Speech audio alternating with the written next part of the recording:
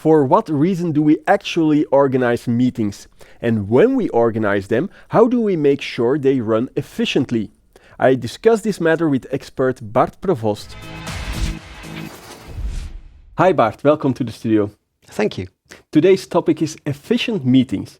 Aren't we meeting efficient? Not really. I mean, one of the most heard complaints of people working in corporate environment is really that most meetings are not efficient at all, that they don't like it, they don't really get motivated by it.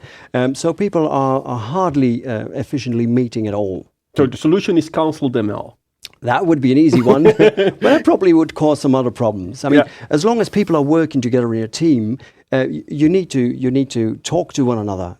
Communicating between people is really important, and that's the reason why meetings could be far more efficient if at least we start thinking about meeting and organizing meetings in a completely different way, which would be called a paradigm shift. Well, it could be like, for instance, instead of like thinking, oh, we have a meeting, and some of the meetings are even like scheduled weekly or bi-monthly, and then you have to be there. With 20 or 30 people in it. Yeah, and then, okay, we all have to be there, which brings on another topic about corporate tourism, people running around from one meeting. Tourism? Yeah, people running around from one meeting to another and then just, being busy, which by the end of the day, they haven't done much, but they have been assisting at all the meetings. Work starts at 5 in the evening, then you can start working on your emails and all the meetings are over.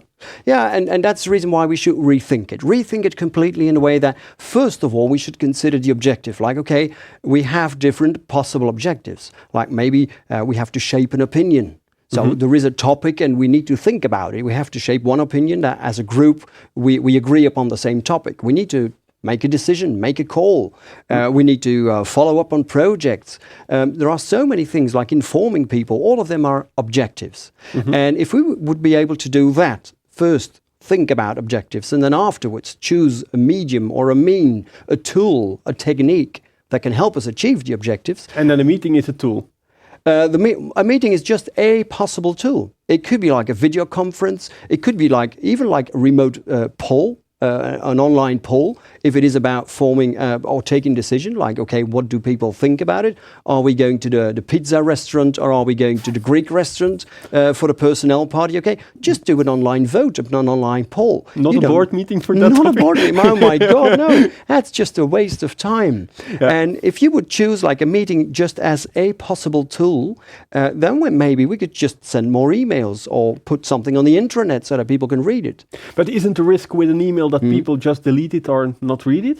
Oh, absolutely. So that's the reason why you really have to thoroughly think through the objective. Like, what's the reason? What's the main objective behind informing people? Why do you want to inform them? Is it just so that they know something? Or is it just like, okay, we need you to change your behavior. Like as from tomorrow morning, there's a different startup protocol if it comes to starting up your computer. Then people have to change behavior.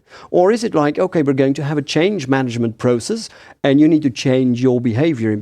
Like for instance, how are we going to tackle customer complaints? Maybe some people are not motivated at all to do that, and maybe then there's another objective behind it, like we need to motivate people. We need to tell people and convince them that it is for the better of the company and for the better of the customer that we're going to do that.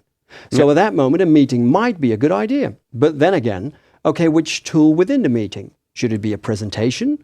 Should it be like, open space methodology? Could it be the six-hat thinking by De Bono? So that are very nice techniques, but you first of all need to determine what is the objective, and then you can go for a suitable technique. So do you homework up front before sending the meeting invite? Absolutely. Now, there's a very nice saying that says, okay, the price of success is always paid in advance, which is the same case for many other things like negotiating skills, but also meeting skills, which means that, yes, you have to spend, you could say the Pareto rule, like 80% of your time and energy beforehand. And then your meeting becomes quite more efficient. And what about those meetings where everybody is invited? Just because... everybody needs to be there. And that's quite nonsense.